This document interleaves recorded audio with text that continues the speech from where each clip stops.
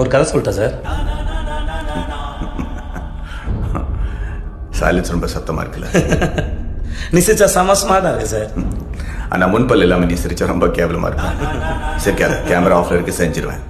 என்ன என் கை கொஞ்சம் லேஸ் வாமிக்கும், அவ்வளோதான். சார் வீட்டுக்கு வந்த கெஸ்ட் எப்படியா சார் நடந்துப்பீங்க? வேதானோ வயலன்ஸ் சார். எதுக்கு சரண்டரான?